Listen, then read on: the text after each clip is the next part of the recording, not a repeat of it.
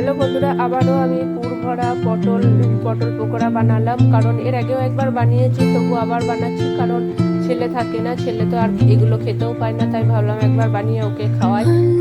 তাই আজকে আবার ট্রাই করলাম। আর এটা জানো তো, পটলটাকে আমি কেটে ধুয়ে সব কিছু করে রেডি করে রেখেছিলাম। কারণ সঙ্গে সঙ্গে না করতে অনেক টাইম লাগে, আর আমার কাছে অত টাইমও থাকে না। তাই আমি আগের দিনে কি করেছিলাম, পটলটাকে ভালো করে ছাড়িয়ে ধুয়ে তারপরে ওর ভিতরে যে অংশটা ছিল সেটাকে বের করে নিয়েছি। বের করে নেওয়ার পরে ওর মধ্যে দিয়েছিলাম চারমগজদানা, পোস্ত আর পটলের ওই যে বীজটা, একটু নারকেল দিয়ে দিতে পারো। দিয়ে তারপরে আর আমি এর মধ্যে পেঁয়াজ কিছু দিই না।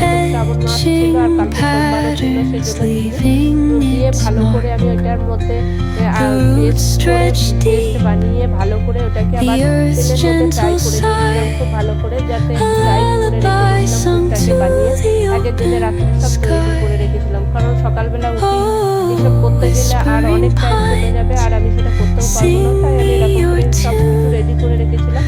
তারপরে সকালবেলায় উঠে ওই পুরটাকে পটলের মধ্যে ভালো করে ভরে দিয়েছিলাম। ভরে দেওয়ার পরে ভরে দেওয়ার পরে মানে একটা গোল বানিয়ে দিয়েছিলাম, বেসন দিয়েছিলাম, তার মধ্যে একটু দিয়েছিলাম ময়দা, কর্নফ্লাওয়ার, সমস্ত কিছু লবণ আন্দাজ মতো দিয়ে তারপরে সমস্ত একটা মোটামুটি ব্যাটার তৈরি করে রেখেছিলাম।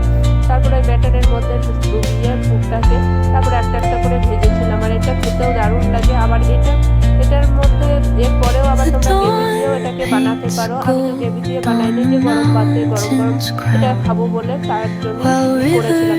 কারণ আমরা তো অনেক সবজি খাই, আর এটা কোনাতে ও কুমড়া এরকম তো করতে পারি না। ভাবলাম ওকে অন্যরকম করে যতদিন আমার কাছে আছে, তাই আমি এইভাবে বানালাম। তোমরা একবার বানিয়ে দেখতে পারো। আর যারা তো বেশিরভাগ লোকই তো জানো এই জিনিসটা, যারা নতুন এখন বিয়ে হয়েছে তারা জানো না, তারা এরকম করে একবার বানিয়ে খেয়ে দেখতে পারো, দারুণ লাগে। আর নারকেল দিয়ে তো কথাই নেই, দারুণ টেস্টি লাগে। তোমরা একবার এরকম করে ট্রাই করে দেখো, খুব ভালো লাগবে। আর শুধুও খেতে ভালো লাগে, গরম গরম চায়ের সাথেও দারুণ লাগে।